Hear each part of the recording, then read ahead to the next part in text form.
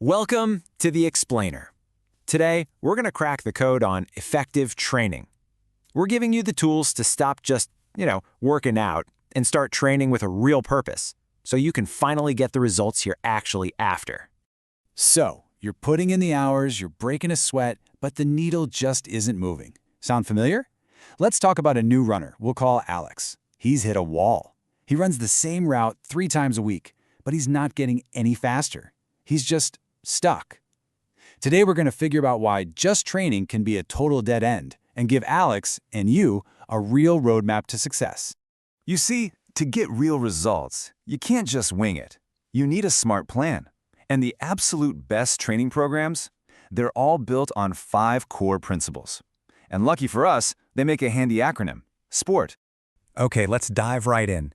Getting a handle on these 5 principles is literally the difference between just treading water and making real, actual progress toward whatever your goal is.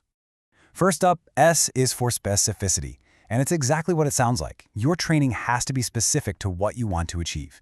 If you want to get better at running, well, you've got to run. For Alex, this means he needs to be targeting the muscles that matter for running, his quads, his hamstrings, and building up that cardio. Spending hours on his bicep curls isn't going to shave a second off his 5K time. It's all about focused, relevant work. Next, we have P for progression. Your body is this incredible adaptive machine. Once it gets used to a certain level of work, it stops changing. So to keep improving, you have to keep challenging it. And that's where this idea of overload comes into play. For Alex to get faster, he has to systematically push just a little bit past what's comfortable. That controlled, gradual increase in demand, that's what we call overload. Now for R, reversibility. This is basically the use it or lose it rule. It's that simple. If you take a long break or seriously dial back how hard you're training, all those gains you worked for will start to fade away. If Alex just stops running for a few weeks, his performance will absolutely take a hit, and his muscles could even start to shrink. That process is called atrophy. And finally, T is for tedium. In other words, boredom. Now this might sound like a minor thing, but trust me, it's a huge deal. If Alex runs the exact same route at the exact same pace every single time, of course he's going to get bored. And when boredom kicks in, motivation just tanks. It's one of the biggest reasons people just give up on their goals entirely. Okay, so we know Alex needs to apply overload. He needs to progress. But how does he actually do that without, going too far and getting hurt? Just deciding to go harder isn't really a plan, it's a recipe for burnout. We need a system. And that's where the FITT principle comes in. Think of FITT as 4 dials you can turn up or down to carefully control the challenge and make sure you're always progressing. FITT stands for frequency, intensity, time, and type.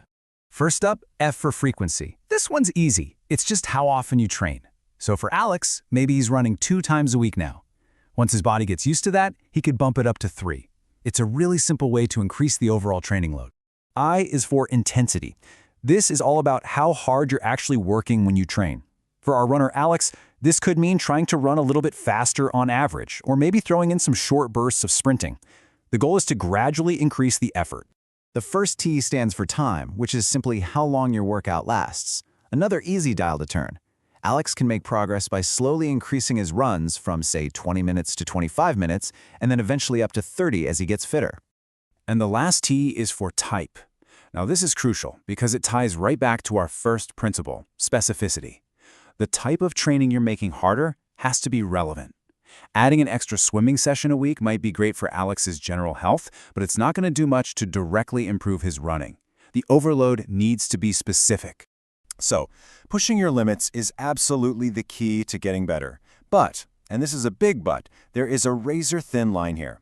If you push too hard, too fast, without giving your body the chance to catch up and adapt, you can turn all that good progress into some serious pain.